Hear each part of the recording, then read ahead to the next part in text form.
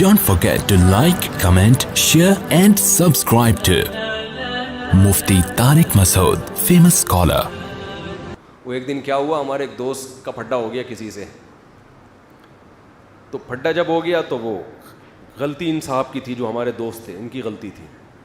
اب جس بندے کو انہوں نے مارا وہ جا کے اپنے بڑے بھائی کو بتایا, بڑے بھائی کو بتایا, بڑا بھائی طیش میں آ گیا. اور اس کا نام میں پورا نام لے لوں, اس کا نام فرض کر لو زید تھا, جس نے مارا نا چھوٹے بھائی کو. کسی کے چھوٹے بھائی کو جس نے مارا اس کا نام کیا تھا, فرض کر لو زید تھا. اصل نام میں لوں گا تو وہ بولے گا یار, وہ پھر یہ جملہ مجھے کہے گا جو آگے میں کہنے والا ہوں. تو چھوٹے بھائی کو جب اس نے مارا ہے, غلط مارا, تو چھوٹے نے بڑے کو بتایا, بڑا کیا ہو گیا, طیش میں. یہ آنا چاہیے بڑے کو طیش میں, صلہ رحمی ہے, رشتہ داری کا تقاضا ہے. آج کل تو یہ رشتہ ہی ختم ہو گئے. بڑا کہتا ہے تو اپنی ذمہ داری پہ پٹائے جا.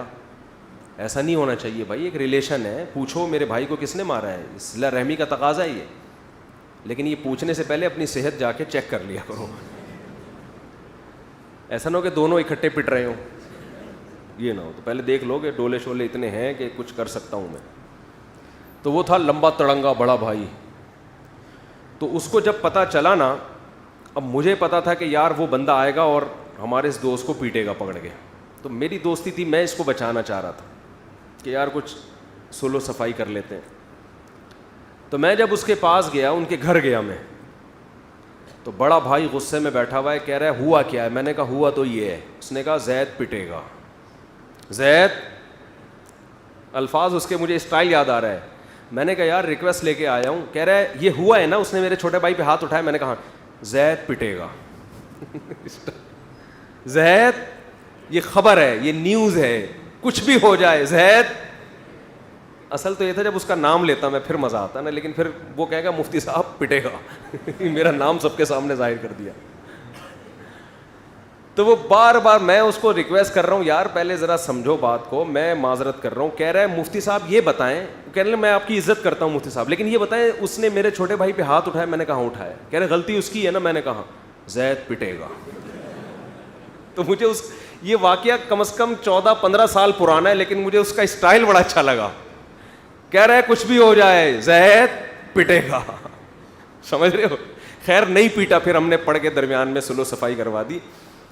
تو بعض دفعہ یہ ہوتا ہے, آپ اولاد کو رسپیکٹ بھی دے رہے ہیں, مائیں بھی اپنے بچوں کو عزت دے رہی ہیں, سب کچھ خرچے پورے ہو گئے, پارک بھی لے کے گھمانے بھی لے جاتے ہو, کبھی ہوٹلنگ بھی کر دی, کبھی غبارے بھی دلا دیے, کبھی پاپڑ بھی دلا دیے, کرارے پاپڑے دلا دیے آپ نے, ہر قسم کی چیزیں کھلا دی ان کو, لنچ بھی دے رہے ہو, صبح اسکول میں, رات کو جو ہے نا ان کو عزت کے ساتھ گھر میں سونے کی جگہ کی, گیس بجلی کا بل سب کچھ کر رہے ہو. اس کے بعد بھی بچہ نہیں مان رہا تو بچہ پٹے گا. جبکہ گورنمنٹ کہتی اب بھی نہیں پٹے گا. یہ ہمارا اختلاف ہے. اب سمجھ میں آیا. ہم کہتے ہیں اب بچہ پٹے گا, اب چترول لگیں گے, کیونکہ ہم نے اپنے گھر میں باپ پیدا نہیں کیا ہے, اپنی اولادیں پیدا کی ہیں. اب بھی نہیں پٹے گا, اس کا مطلب ہم خانسامہ ہیں. پھر ہم کیا ہیں پھر, بلکہ خانسامہ بھی ہم سے. یا تو ہم کو تنخواہ دو اس کی, پھر آپ بیوی بچوں سے بولیں میں تو خدمت کر رہا ہوں نا اس کی, مجھے کیا چاہیے, تنخواہ چاہیے.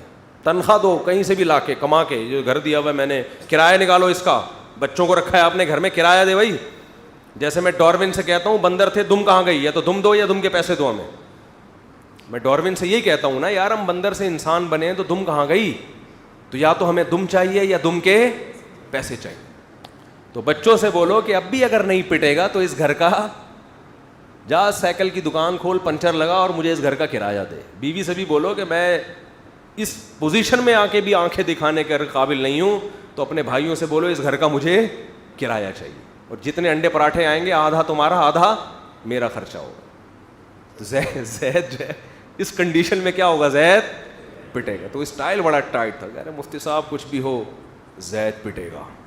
وہ زید کی جگہ وہ نام آتا پھر مزہ آتا, لیکن وہ زید میں مزہ نہیں آ رہا. آدھا مزہ تو آگے آگے, لیکن جو پورا نام آتا پھر. خیر وہ نہیں پٹا, الحمدللہ بچ گیا وہ.